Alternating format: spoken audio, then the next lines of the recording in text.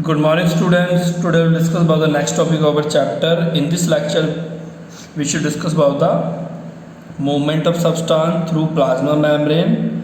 That means in this chapter we should discuss about the three types of transport. That means passive transport, active transport, and bulk transport. Diffusion of gases in cell and osmosis. Okay, student. Firstly, movement of substance through plasma membrane. Students, a cell perform various function to maintain its integrity.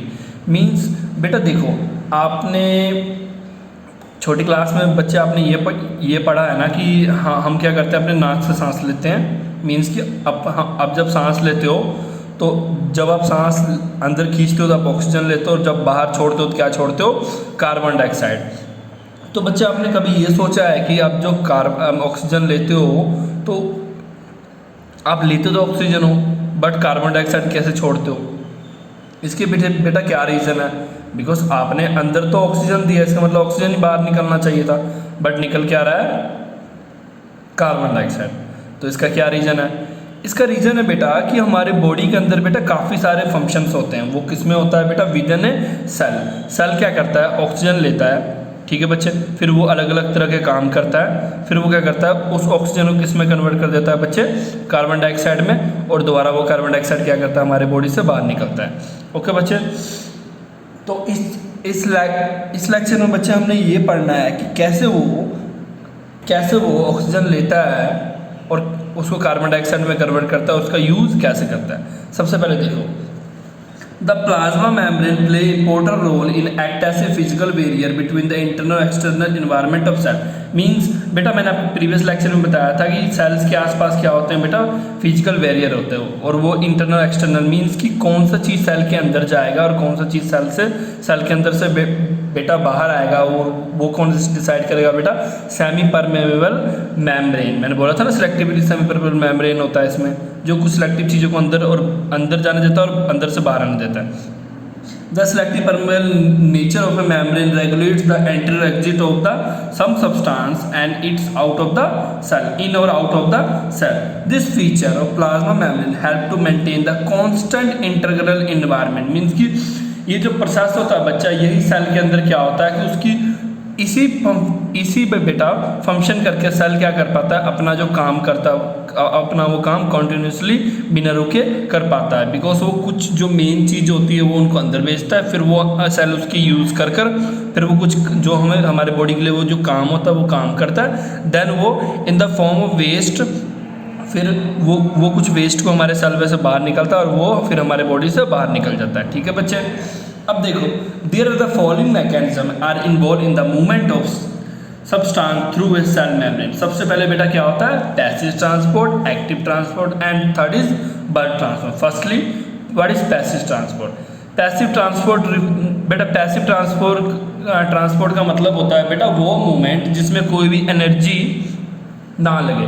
बेटा movement तो हो, ठीक है बच्चा, बस उसमें कोई भी एनर्जी ना लगे, उसे बोलते हैं बेटा passive. Passive transport refers to the movement of substance from one part of the cell to another without involvement of energy. मतलब कोई भी एनर्जी ना लगे बट एक पार्ट ऑफ सेल से दूसरे पार्ट ऑफ सेल में क्या हो जाए, ट्रांसफर हो जाए. The passive transfer usually occur down the concentration gradient. Concentration gradient बच्चे आपने डिफ्यूजन पढ़ा था ना.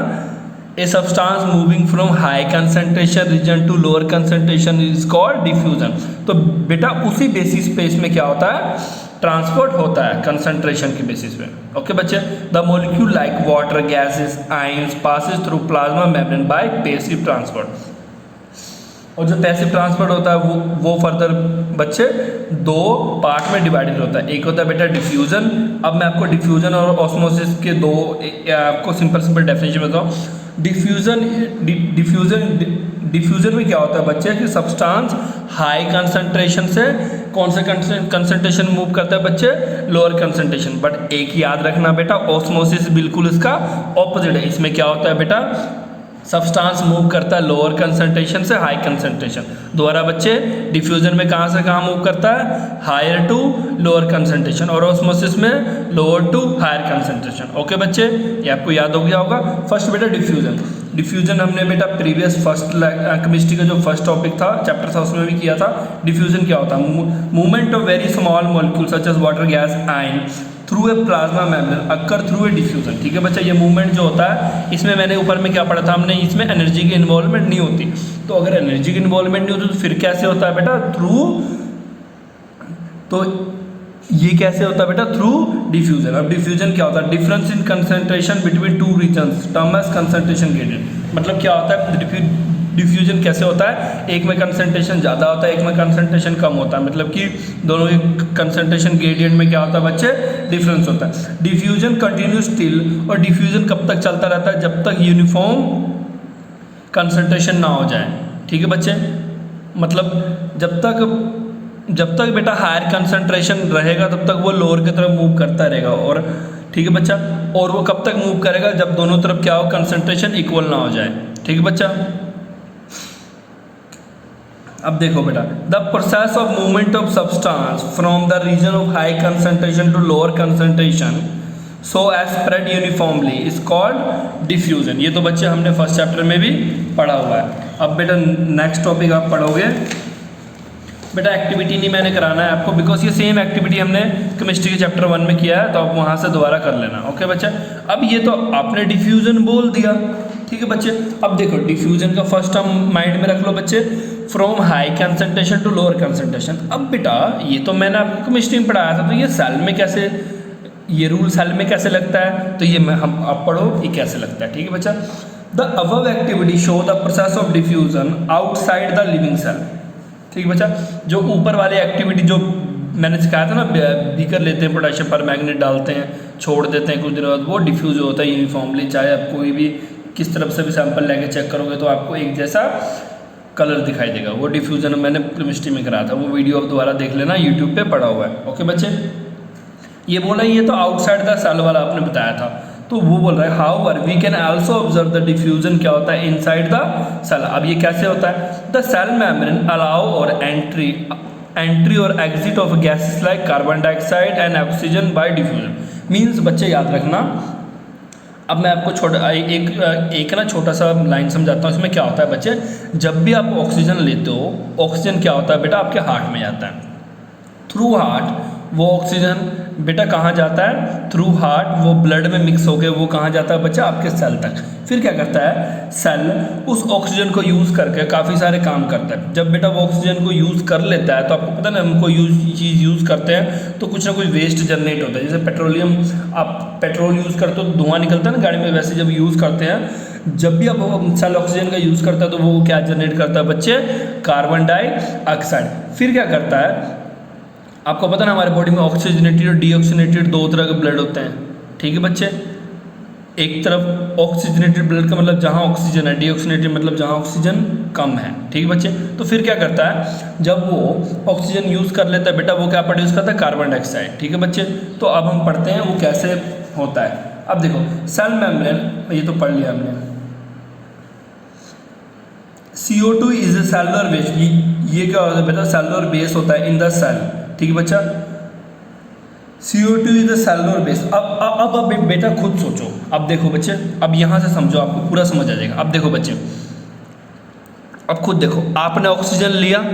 ठीक है बच्चे, आपने बेटा जब ऑक्सीजन लिया तो उस टाइम आपका ऑक्सीजन आपके लंग्स में गया, लंग्स के थ्रू ब्लड में गया, तो ब्लड में आप खुद बताओगे उस टाइम ब्लड में कंसंट्रेशन ऑफ ऑक्सीजन क्या होगा?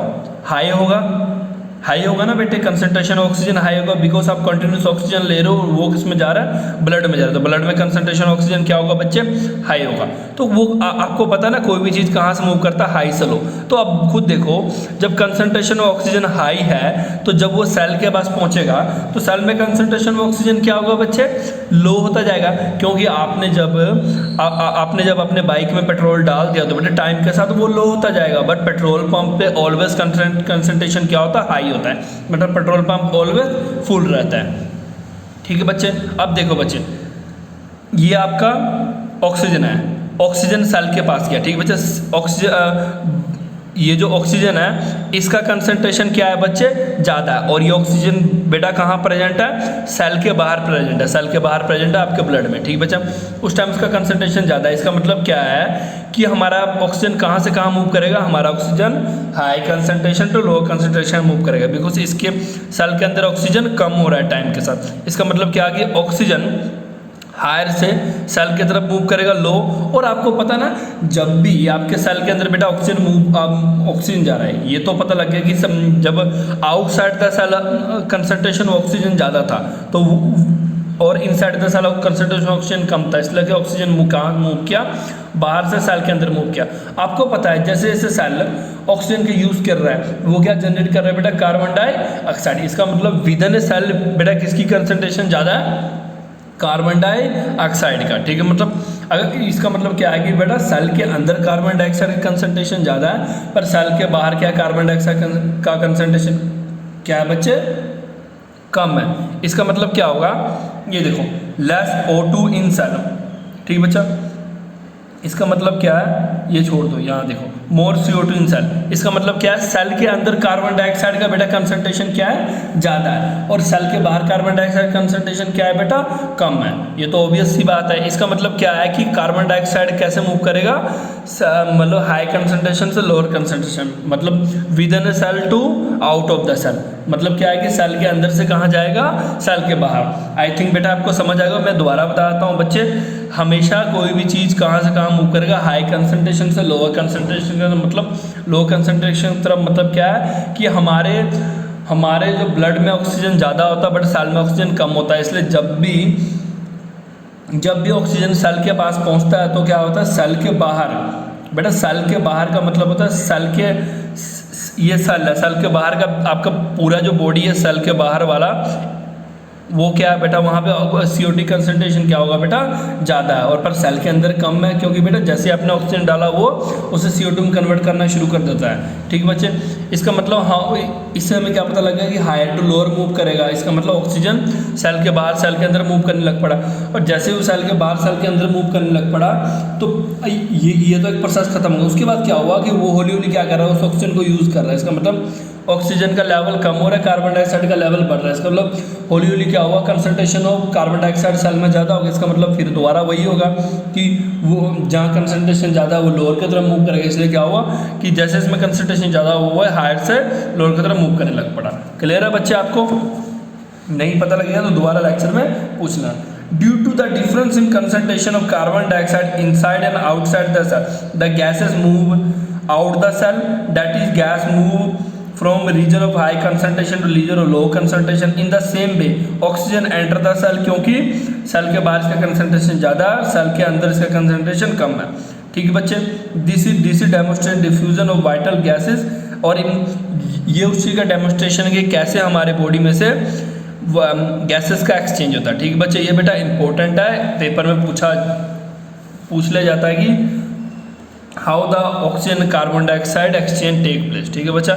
इन the next lecture we should discuss about the osmosis. Osmosis होता क्या है, इसमें उल्टा होता है, इसमें lower to high concentration move करता है। ओके बच्चे, थैंक यू फॉर टुडे।